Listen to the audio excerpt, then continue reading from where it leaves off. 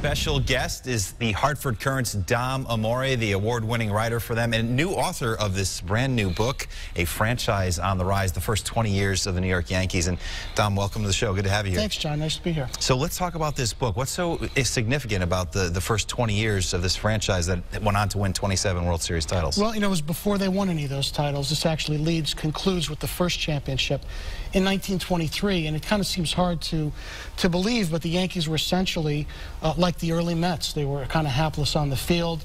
There was a lot of issues off the field, and it was a long struggle for them to get from their first season in 1903 to finally win, and gradually they put the pieces in place to build the dynasty that they had.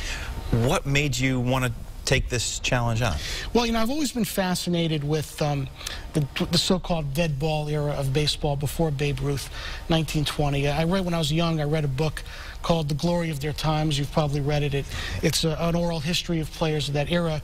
And Smokey Joe Wood, who lived in New Haven, I interviewed him when I was a college student. So I've always been fascinated with that era, and always been fascinated with, you know, trying to bring those characters to life, because we don't have films of them, we don't have interviews of them, to try to find materials that would bring those characters to life for people today. So you went on to cover Major League Baseball for a dozen years for the Hartford Courant. You were with the Yankees for 8 years.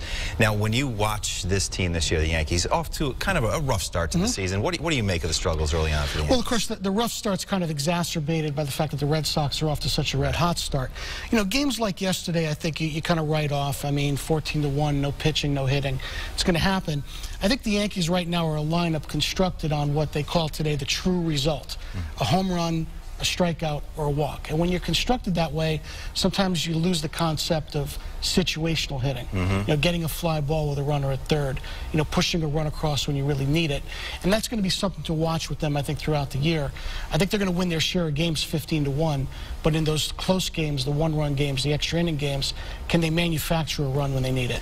They don't have to be that power team, because they can be a small ball team with a Brett Gardner and Aaron Hicks, you know, Didi Gregorius. They have the pieces in place, I think. They do, but I just think today, the way the game is coached, everything is so predicated on going deep into counts that sometimes it always, when there's a runner at third and you just need a fly ball, don't take a called third strike. You know, put the ball in play. And I think that's something that's a problem. And then the other problem, of course, is the relievers aren't quite sharp yet, and that's something that the Yankees are going to have with the talent they have in the bullpen. They should be able to hold on to leads. They haven't yet. So they change managers here. Aaron Boone comes in, replaces Joe Girardi after a great 10-year run for Girardi. What challenges face Aaron Boone this year? Well, you know, all across baseball, I think everyone's looking for a new approach to managing. You have 5 new managers who have never managed before. Aaron Boone's never managed at any level or coached at any level. Now, I mean, I didn't get to know him a little bit when he played for the Yankees briefly, and of course had that shining moment in 2003. He's a very bright, very personable, very sharp guy, very, very good with people. So I think he has all the skills to be a very good manager, you know, in the clubhouse. And I do think he has the temperament to handle the kind of scrutiny and the pressure that he's gotten already. So I think he has everything it takes to be a really good manager. But until someone's in the dugout and making those decisions, you never know what someone's going to be like. Well, you've watched a lot of Yankees, Red Sox as a kid, as a professional.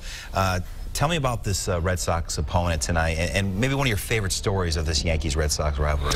Well, you know, covering the 3 American League Championship Series that these teams played in 1999 and 2003 and 2004, kind of a bookend. It ended, of course, with the Red Sox victory in 2004. But my favorite, you know, in 2003, before the Aaron Boone game, before Aaron Boone's home run, in that Game 7, Yankees, if you remember, were down 4-0. They kind of rallied. They rallied to tie the game on a bloop double by Jorge Posada. And if you're in the old stadium, or the Yankee Stadium 2, there was a little bit of play in the press box, so that when it was really loud and fans were stamping their feet, it shook. And you could really feel it.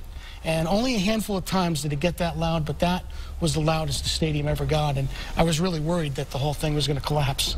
Well, we enjoyed reading you for all these years. Keep up the great work at the Courant, and good luck with the new book, too, John. Thank you very much, John. Thanks for having me.